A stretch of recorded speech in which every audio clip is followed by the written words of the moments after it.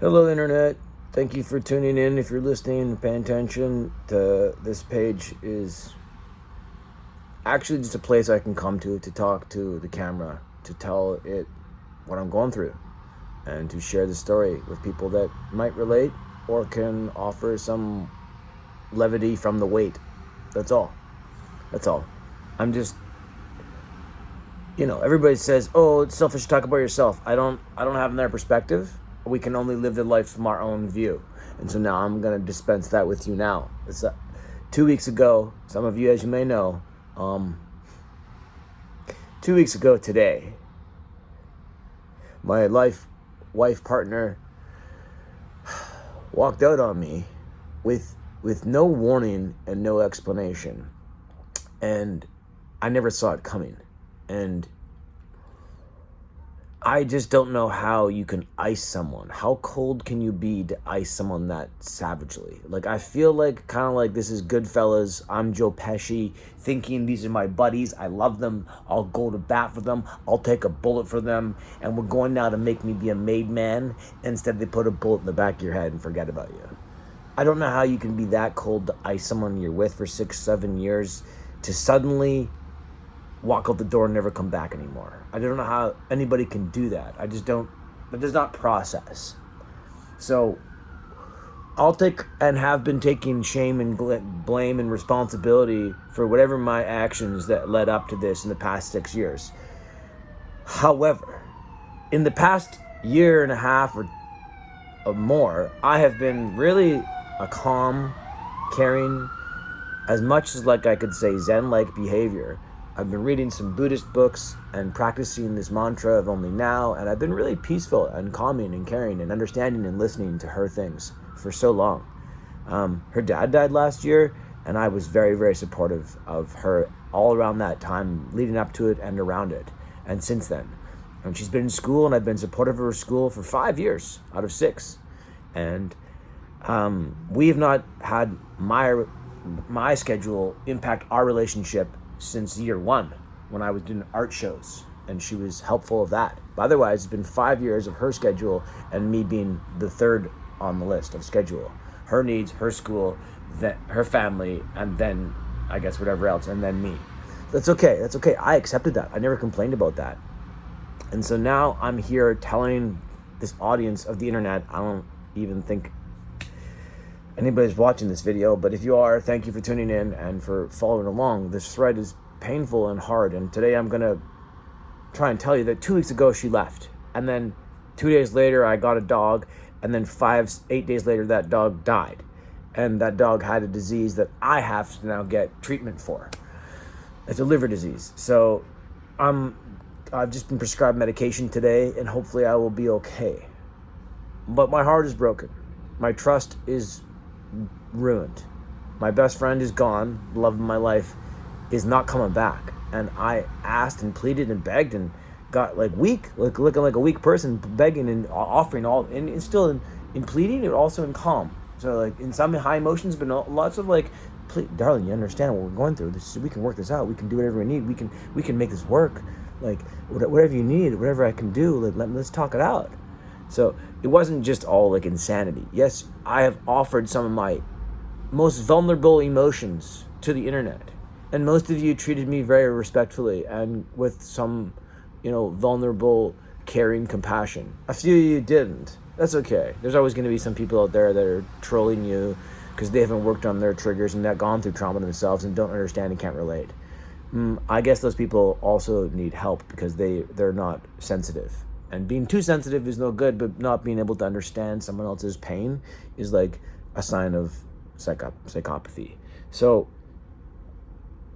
yeah, I speak to my phone because it's cheaper than therapy. And the therapist I went to, if you caught on the video before, halfway through, first of all, she was late by 10 minutes. Halfway through, I was explaining what I was doing about my relationship, and she wanted to trigger, well, how did that make you feel? Sad, forlorn, disillusioned, upset, depressed, mad? I'm like, were you paying attention? All those things. Every single thing you're saying, I must have felt up to this point because of what I just told you.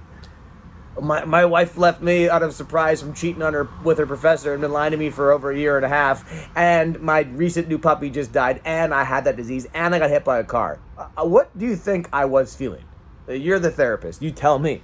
Instead of wasting our time to isolate individual emotions. I mean, come on. And then moments later, have the gall to call me sweetie? You don't call your patient, customer, client sweetie in the first meeting. That's way all off base. And she even says, I'm sorry I crossed the boundary right now. I'm like, you're right you crossed the boundary. That's so unprofessional. That is so unprofessional. And I still was going to pay. And she realized I can't charge this man after being late and insulting him and being unprofessional and offering about her truth. She said, her truth. Well, it depends what her truth is. Her truth? There is no her truth. There is the truth and there is the lies. I don't care about woke Marxism. And anybody that doesn't know they're in a woke Marxist cult is in a woke Marxist cult. Only those who can identify with Marxism and what the cult of all this DEI, separation, inclusion, division stuff is, that's all the same thing. And if you don't recognize that, then you're in it. I don't care how divisive that makes my audience. I don't care. Back to the meat and potatoes today. Yes, it's 2 weeks ago she left. I'm processing that. I still can't believe it. I'm absolutely like in shock. Like some moments I'm mad, some moments I'm sad, some moments I'm like disillusioned and all the things that the therapist said, but in different times. And sometimes I just like, hit that punching bag until I can't breathe anymore. Sometimes I go to the gym. So I go to the for my health and wellness, just for those people that say, you're mental, Mark, you're so mental. No. What's mental is to leave someone you love and your best friend that you said, I love you, minutes before. I love you. We're having a beautiful day and a date together. And then an hour later, the conversation led to, you lied. Okay, I'll forgive you if you lied. Just tell me you lied. I lied. Zip, gone. That's what happened. Not like, let's discuss it. Let's resolve it. Let's find some sort of thing we can, anything, even an amicable friendship. But no, you just ice me cold. So yeah, I'm going through a roller coaster of feelings. And as an actor, I am trained to put my emotions on my sleeve. I am in the art of expression. And they always say, have the expression, then rein it in. Because modern day acting is like boring. Just like, have no expression, say nothing, and say the line, don't move your face. But original Al Pacino, Robert De Niro acting was drama. So yeah, I might have made mistakes. We all made mistakes. We all are not perfect. We all have flaws. I'm not denying those things are my fault. I'm saying you don't leave 6 to 7 year relationship when you're suddenly exposed on a lie and then you're out the door refusing to talk to it and then shift the blame on someone else and say, remember 5 years ago you did that thing? 5 years ago you yelled? I wasn't 5 years ago I cheated. It wasn't 5 years ago I was a murderer. It was 5 years ago I was inappropriate in a fight and raised my voice and was not healthy in that sense. I worked on that, and you worked on it with me, and that was a long time ago. So to now blame that as the reason is a stretch, especially given the fact that you were lying and cheating with your professor for months and months and months. And the closer I got to revealing that truth, the more you had to make more lies to hide that truth. And then suddenly, when I finally said, well, here's all the evidence, the empirical and physical evidence that says something is up. And when you finally said, I finally said, no matter what happens, I won't be mad. I wasn't. And I'll forgive you. And I will. Were you lying? I lied. Zip, bang, doors closed, she's gone. It's like, you didn't even want to discuss it. You just wanted to ice me. And you iced me a long time ago. You were thinking about icing me months in advance. And I just wish I had seen that coming. This would have been a lot easier to process.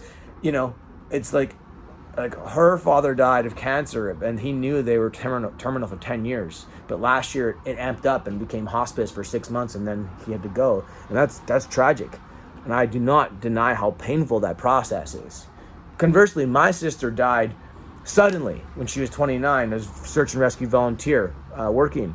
And so, that process, you never see it coming. It's like a fucking bullet to the back of the head. Like, what? I didn't even know. Like, sucker punch. So I'm not debating which trauma is worse. Both are horrific. One allows time to process as it's happening, and one allows it to process after it's happened. And so now I'm gone through 2 of these after it happened processes. I think I would next time prefer the let's talk about it as it happened, the gradual tearing away, as opposed to the sudden. I think I would prefer the gradual, at least next time, because I've done this one now twice with death and divorce. And also then with my new dog, sudden, very sudden. Where conversely, my dead sister's heroic dog that was trained for avalanche rescue became my family's dog. That dog lived for 13, 14 years. And as she was getting older and older and older, we could see this season, next season, this season, next season, even for a couple of years, we wondered when we say goodbye to her, like, I have to leave to come back to town. When I go see her again, I always wonder, will I see her again? Is this the last time we'll walk her goodbye? And she kept going and going and going. So you have that ability to like learn to slowly separate and learn to say goodbye of this dying dog or dying father or dying relationship. But the sudden one is a cold slap in the face, and it is so icy that you're frozen with hypothermia, and you're in total stress, shock, trauma response. So that's what I've been going through. In that process for my own mental health, yes, I talk about myself. I don't know who else to talk about. I can make it all about her. I've done that a few times. How could you do this? What did you do? Why did you do? Or all about the guy she cheated with.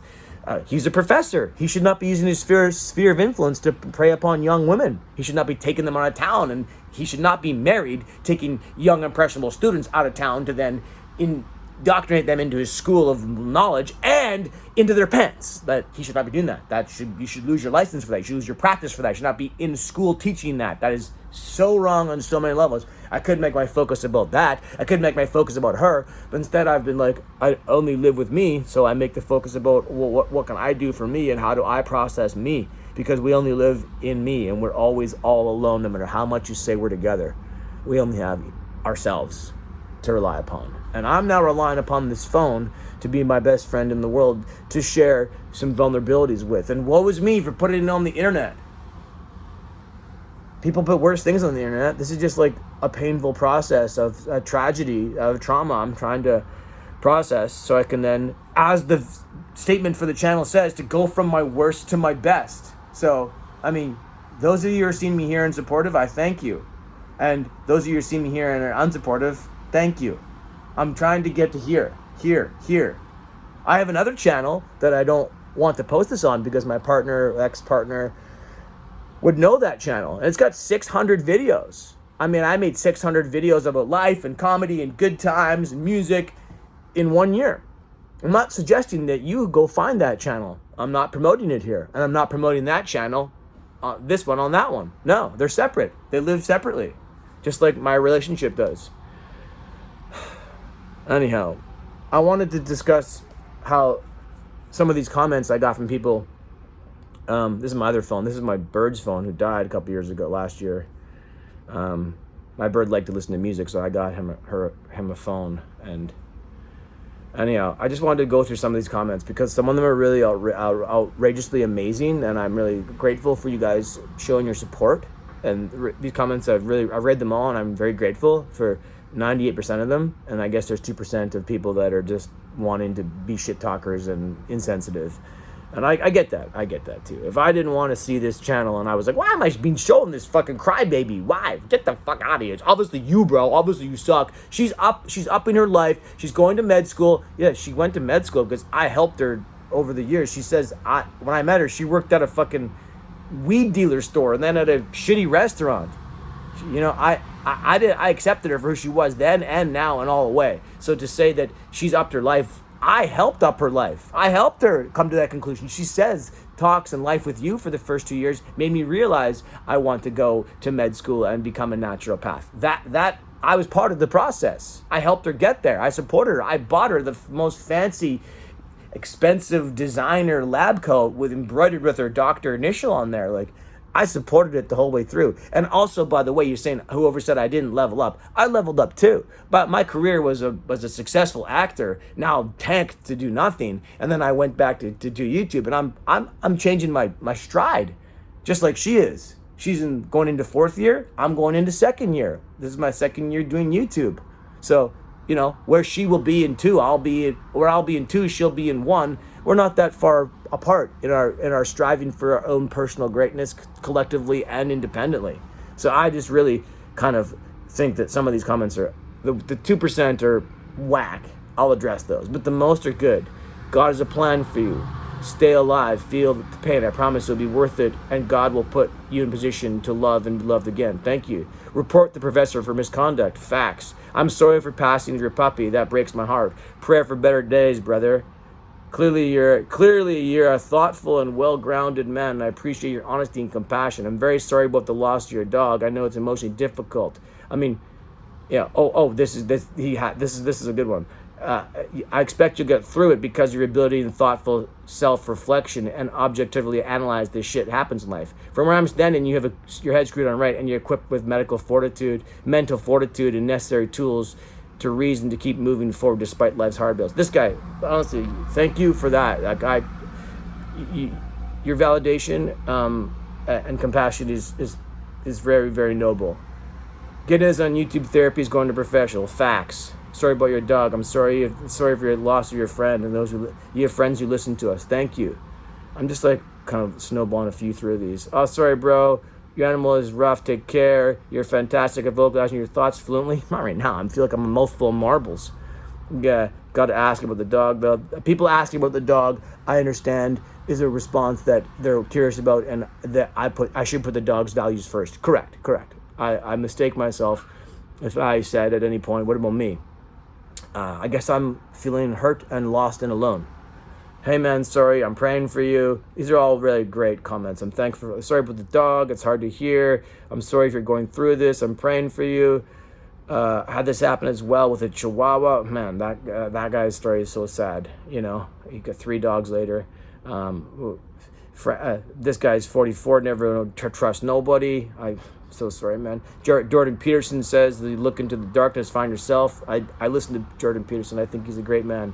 This guy's story trumps mine in tragedy. My wife of 17 years wakes up and tells me she wants a divorce. 3 hours later, she left. I was left with a farm and horses. I couldn't afford it. She met someone else. I almost homeless. I lived with my friend's basement, had to turn the horses to the ASPCA and everything. And they were everything to me. I raised them from babies. I have no family, no kids. I'm doing better today, though, due to mercy of good Lord. Read Psalm 34. Saved my life. I mean, this guy here, that's a tragic thing. Anybody that's in a relationship with someone that they love, and then the person that says they love them suddenly just says, I'm out. I don't know how you can do that. I don't know how people can do that. I don't know how you can do that.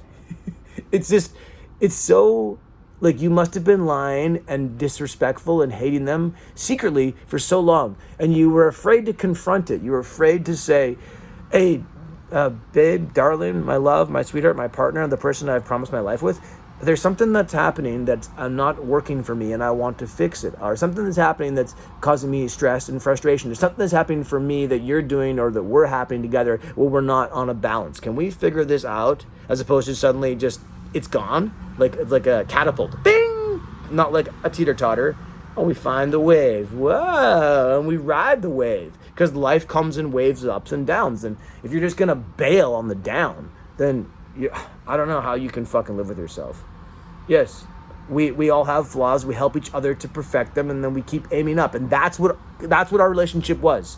It was like, you're working at a low rent store, and I'm a successful actor making lots of money. I provided for us, and I had a great career. My career got tanked because of a pandemic, and then you decide, because of knowing me, I think I should go to med school. And you go to med school, and I support that. And now you're on the up, and I'm on the down. But that means what? I'm shit, you're amazing? No.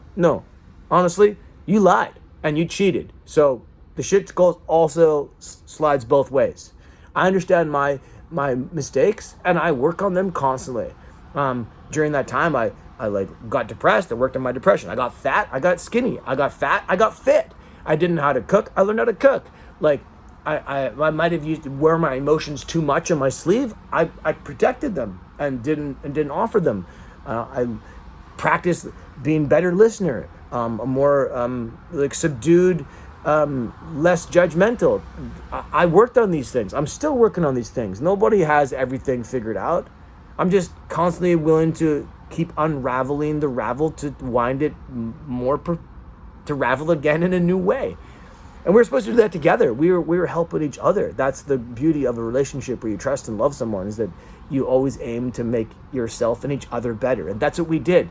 We're healthy. We rarely, if ever, drink. We don't consume substances that would abuse our lifestyle. We eat really healthy. We eat organic. We work out. We talk about our issues and problems and our feelings. And, well, she suppressed her feelings and didn't talk about them. And maybe I didn't suppress mine enough at the beginning, but learned to do it. So that's growth, you know? It's just, you just don't walk away from someone you love. That's childish. When you get exposed in a lie and you run away, that's a crime. Stop right there. You got caught stealing. And they run away. That's a childish criminal behavior. So if you get caught lying and or cheating, then you at least owe the other person an explanation and some resolution or resignation to how you feel or what this can be. Because running away is just criminal, and it proves guiltiness. It proves nothing but the fact that you're ashamed, and then to shift the blame back on me, either by some of these troll comments, which are few, by the way, or by actually people that are involved in the relationship, her, to shift blame on me, to say 5 years ago you did such and such.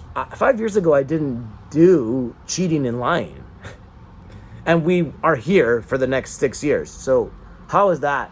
That's just shifting blame. I'll take responsibility for those things, and I'll go back and examine what I might and could have done differently. And I wish I could have a time machine to go back to 2 weeks ago today, to the moment that she left. I would have reviewed the tape 2 hours earlier and said, like, man, she's going to leave in 2 hours unless I do this. So whatever that is, like, yes, darling, for sure, no problem.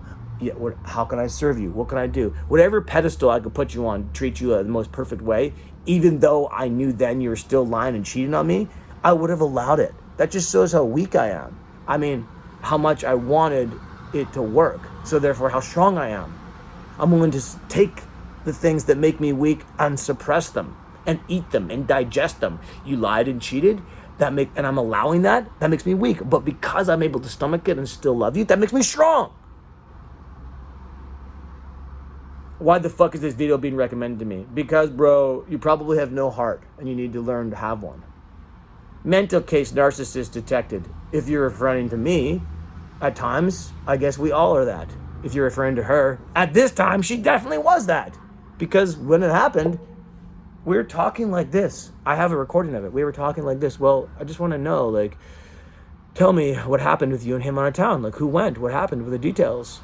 And after this conversation, she would say, what are you even talking about? What language are you speaking? Which is nonsense. I'm speaking English, and we've been talking for an hour together. You can't follow it? That is mental case, narcissistic, childlike, gaslighting, whatever this stupid term is. That's that. You don't do that. And then to flip out and pack your bag and run out is also that behavior. But I didn't do that. I begged for the safe space. I even said, you can say what you want here. I will forgive and not get mad. And I didn't. I did not get mad. I said, please tell me the truth. Be honest. I want to know. And she told me, and I just said, well, she said, yes, I did lie. And I said, well, that would mean you have to lie 100 more times, if not 1,000 more times, to cover up that lie. Let's discuss that. Zip, bang, the door's gone. She's fucking walked out and never came back. And she's never coming back. I don't know how you can do that to someone. You say you love them for 6-7 years, and suddenly you reveal a truth about them, and they're gone. That's fucking delusional. Fuck country music, bro. My life sounds like a country music song. My wife left me and my dog died. Like, yeah, I sound like a country music song. Keep fighting her, man. Oh, this one's tough.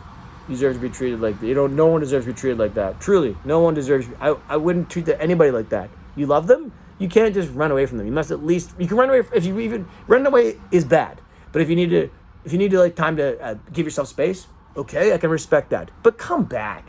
Especially when you're begged to come back, and don't drive dangerous, darling. You're in the car right now. You're acting emotional. Just pull over, be safe, breathe, and then like come back. We'll talk it out. We'll go to bed. We can work out tomorrow. Just like don't drive angry. Don't run away mad. And even tomorrow, you have opportunity to come back, or even in the last 2 weeks, opportunity to come back to like say like I shouldn't have run away. We have a lot of unresolved things we should have talked about. Let's at least make them amicable or understanding for closure, for us to both feel our best and heal and become ourselves and break the cycle. Break the cycle, something. But running away creates more trauma, more pain, more triggers, more loss, more suffering, more heartache, and more lack of trust. And we need to live in a world where we can trust more people. We can trust less people with all the divisions and divisiveness. Oh, well, I'm in this alphabet box, and I'm in that alphabet box, and I'm in this alphabet box, and they're not all now together. It's all division. It's all taking everybody apart. That's Marxism 101, those who don't know it. Losing your woman is not easy. Losing your dog is heartbreaking. Sorry, homie. Damn, you have the worst luck. Yeah, if I didn't have bad luck, I'd have no luck at all, right? Sorry about your dog, but I consider anger management. Anger management? Why? I'm told to be explosive in my business. You ever seen Robert De Niro and Al Pacino act in the olden days? They could just go from 0 to 60 in a hot flash. I mean, are you guys not used to... You watch Netflix. Are you thinking it's healthy for the world to be raised on movies and Netflix? Netflix being the metaphor for all kinds of propaganda pushed through mainstream marketing movies and television screens. And all this stuff in rap songs. They can all say, motherfucker bitch, I'll fucking kill you. They all say shit like that. They all say, do drugs and party and be fucking flipping heathens. And then they all show people shooting in movies with guns and acting out maniacs. You think that all that drama doesn't... And then the people watching it now don't learn?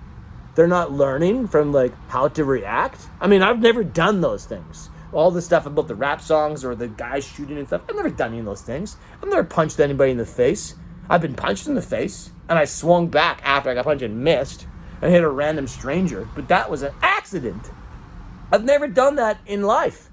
Like, so, the fact that we can all be raised on Netflix and chill and then realize people are being programmed to be emotional basket cases, and this is the example. Boom, boom, boom, boom, shoot them up and fight them. That's the fucking stories. Hypersex, hyperviolence is being sold to us all times, and then at one moment you have a way of sharing your real story, and you have spikes in your emotional voice, and you're telling it in a passionate way that's just expressive because you're telling it like this.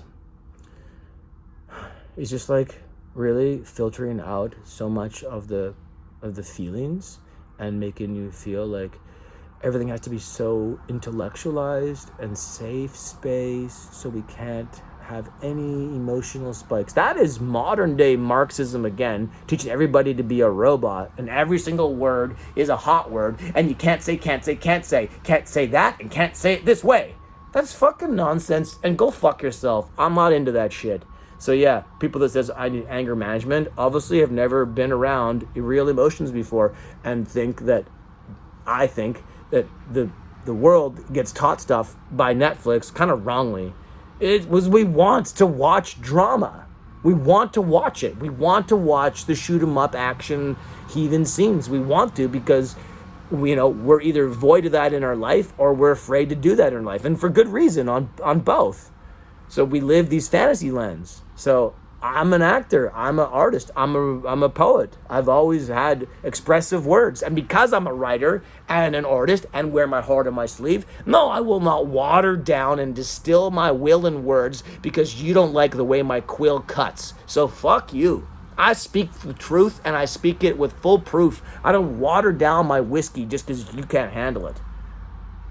This video can tell is entirely blame. Yeah, from this video, I can tell you are entirely to blame for the relationship failure. That guy really knows a lot about my relationship. I'm going to really let this comment really just dig into my life. Bro, get bent. You don't know shit about my relationship. You don't know how loving and kind and caring both of us were and how long we were committed and the plans we had and did and were. You don't know the thousands and thousands of photographs of proof of that love and memory. You don't know any of those things. And you don't know my other channel that would show me vlogging for 160 days or the rest 600 minus 160 comedy, funny, good times that I would present to the world and give to her.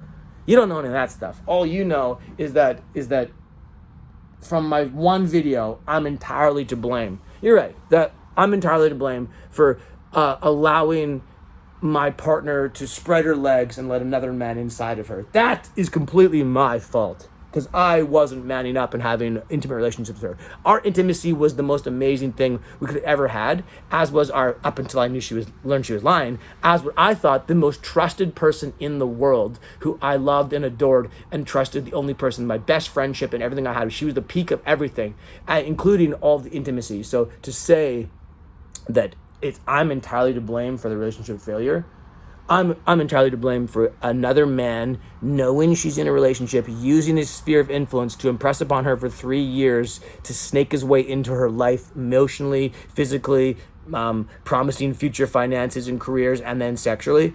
That is right. That is my fault. And again, I'm not talking about me. I'm talking about that guy and her.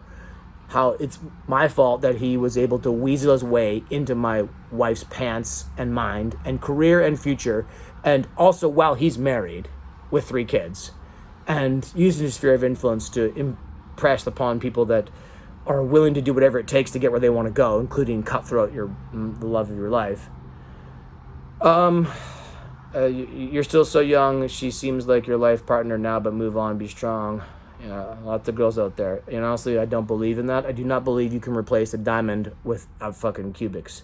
So no. Thank you, though. Stay strong, Mark. There's light at the end of the tunnel. Yeah, seems far away. Mark, it appears that the camera won't be your only friend for long. You've a likable person, and now that you've chosen to share what you're going through with ups and downs, you can grieve and move forward. Many out there can relate. You're not alone, dude. I appreciate that, but I am very much alone. And I will continue in the isolation process, looking for deeper meaning in myself and what I fucked up on. And I will, even though I'm angry with God, I will try to find a way to have my hurt and heart be repaired and find some faith to move forward. I can't always hit a punching bag, boxing. I can't always just train Kung Fu, which these are the disciplines I do for my mind. I do Kung Fu. I go to the gym, I bike, I walk, I eat healthy, and then when I'm really stressed out or tired or wanting extra cardio, I hit the heavy bag hanging right there. Sometimes I play guitar or try and find somebody to talk to on the internet, because nobody else is available when you need them, so I have a phone to talk to. I'm so sorry you're going through all this alone. There are millions of us that can relate. Several things you mentioned. Keep going. Make more videos. DEI bullshit is a whole other level. Yeah, DEI bullshit is a whole other level. We could talk about DEI bleeding bullshit forever. This guy's awesome. For a split second, I thought you were Duff McKagan from Guns N' Roses. That's awesome. That actually made my day. Keep faith, brother. Ignore the haters. Thanks, man. That's a good one. What you're going through really sucks. It's best you found the truth. The worst thing would know when you thought things were good, when she bored and looking sexual outlets outside your relationship. Honestly, the sexual relationship she and I had, our intimacy was 100% out of 100%. And she said that every time. So she let a man emotionally corrupt her first for so long, and then whatever after that. But at first it started with the emotions, which to me was also just cheating and deceitful and really, really painful, because she allowed him and he allowed her to share their dreams, and then they collectively would have said, well, I want to be a doctor who travels out of town and does seminars. That's what I can offer you. Oh, you can offer her what she wants. I want to be a doctor that travels out of town and does seminars and makes $10K for talking for 2 days, and then comes home and teaches other medical professional students and has a practice on the side. So you get 3 jobs, and he can offer that thing. Meanwhile, I was offering not that. I was offering to support that and be her VR guy and help create her marketing campaigns and listen and understand and help develop her brand, which is also very good because, I'm a creative guy. I'm really good with marketing and things like that. And especially not myself, but other people, how to make commercials and film stuff. And I'm good at that. His Instagram social media stuff sucks. He's all egomaniac, thumbs up. Every video is him with a thumbs up or everybody holding him in a photo. That's not professional. That's why I never liked that guy from day one. This is the doctor? He's so unprofessional. Showing up day one in a skin-tight morph suit with the skin pulled off and a cowboy hat to school? That's how you present yourself? Unprofessional, bro. Unprofessional. The biggest waste of time in my life was mourning people who walked out on me. Learn what you can from it. You seem like an interesting, intelligent guy. Yeah. Denial, anger, bargaining, depression, acceptance. You're in stage 1. Yeah, well, I go through stage denial, anger, bargaining, depression, acceptance in a constant second by hour per minute. It's a constant cycle. And everybody goes through that in a constant cycle, whether they're admitting it or not. That is the stages, right? So the grief. So this guy, I'm 46 and accept that I'll be alone for the rest of my life. I'm sorry, bro. I'm right there with you. And it sucks. Being alone sucks. This is why you never met it. This is why you never go with a woman that is transitioning into a better lifestyle than yours. Yeah. So, yeah, facts. I was helping her transition. I didn't know I would be the transition out of. Now she's just gonna go on and live her perfect life with that guy, and he gets to have 2 wives, with one married woman he's with now, with 3 kids. To divorce her to now being with my partner and give her kids that she wants in a few years. So he can easily afford a divorce and another wife and have 2 homes and get everything he wants. He's got like a million professions and then millions of dollars. So, well, I guess they deserve each other. 2 egomaniac narcissists. I guess that's what they are reflecting for each other, who are unscrupulous, selfish, and do anything to cut out their family for their own self-gain.